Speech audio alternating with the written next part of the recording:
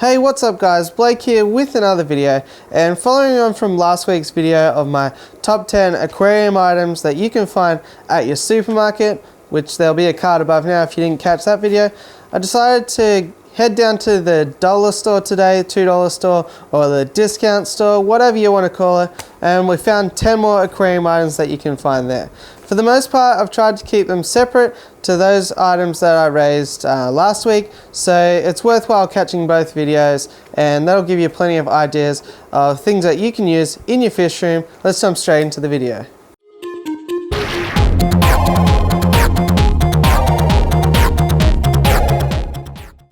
So the first one on the list might be a little bit outside the box, but I want to talk about the garden sprayer, this little contraption here. Garden sprayer. Mostly they're going to be for terrariums, but if you set up a dry start method, which you guys know by now I'm a huge proponent of, these guys are going to be really helpful to keep things damp whilst the plants convert over, settle in and do their thing. So I think that it's a really cheap, great thing that you can pick up at the dollar store is a garden sprayer. Following on from that is something that all fish keepers need, and that is cable ties or zip ties. This is really handy to organize all the mess of cabling that we have behind all of our fish tanks. I'm sure there's always a need for cable ties in the fish room, and that was number 2. After that, we found some super glue, and super glue is super important. It's great for attaching rhizome plants to driftwood, rocks, and things like that. And yeah, it's just really handy to have super glue in your fish room. And so long as it's 100% cyanoacrylate, then it is safe for your fish tanks. Next one after that is kind of a two-parter. It is contact film or cardboard, and I thought that it's a great option that you can pick up there as a cheap background. If you're a little bit commitment phobic, cardboard or contact adhesive is a really great option for putting a background on your tank that you can remove later. Use a spray bottle with some detergent, spray it on the tank, put some contact film on, and you've got a nice long-lasting background there that will you can move the tank and it'll still be on there. So contact adhesive or cardboard is great for aquarium backgrounds. Number 5 on the list is labels. Labels can be really handy. If you have people through your fish room a lot that aren't exactly fish fanatics, then it can be great to just put a little label on, just so you have, you know, red mosaic guppies or whatever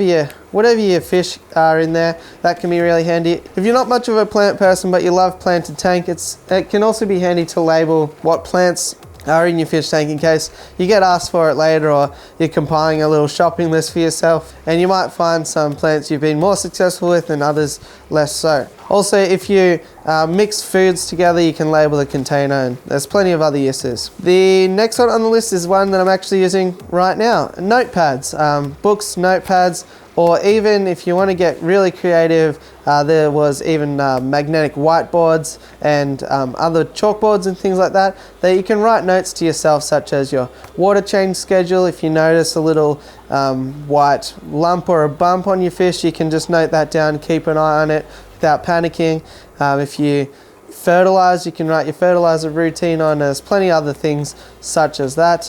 When you refilled your CO2 bottle, so you can find out how often your CO2 is lasting you, and plenty of other things like that. Notes are really important to take in the fish room, and something that a lot of us take for granted is a notepad. Number 7 on the list is things like thread or yarn. Acrylic yarn can be really handy for things like making spawning mops, and thread can be really great for attaching Bucephalandra, Anubias and Javafen to items within your fish tank as well. So just be mindful that thread will break down over time, but 100% acrylic yarn does not. So that's why we use those as spawning mops, because they're not going to get all stinky and broken down in time. So even if you have fish that you want to be able to escape, like guppies, you can chuck a bunch of acrylic yarn down in your aquarium, and it will need cleaning out in time, but it can create a really safe refuge for fry. So it might be worth thinking about that as well. Acrylic yarn or thread can be really handy to use in your fish room.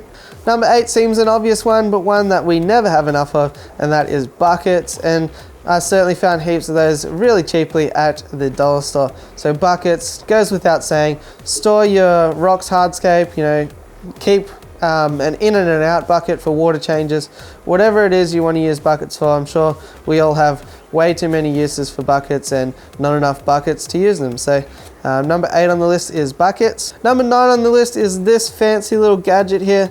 This is what I use to clean my aquariums, and it makes life really quick and easy. So if I want to do a fish room tour or showcase a few different tanks, it's easy as to fill up this little bottle just with water, spray, spray, spray, wipe it down, and then squeegee it off. You get really nice clean glass every time. You don't have to worry about using dangerous chemicals, Windex, even vinegar and things like that. You don't have to worry about all that stuff, just water and a bit of elbow grease, and you'll be fine. So these little window cleaners, but also other squeegees and things like that, microfiber cloths, you can find at the dollar store.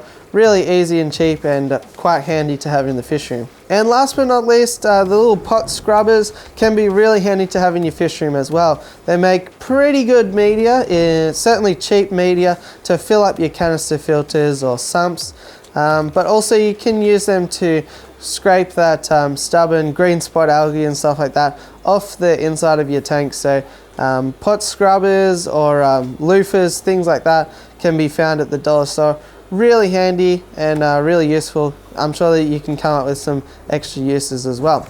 So hopefully you like this list. If you've got anything else that you find at the dollar store that you think your fellow aquarists could use, be sure to drop it down below in the comments and let me know. I really enjoyed seeing all the creative ideas that were in the supermarket video as well.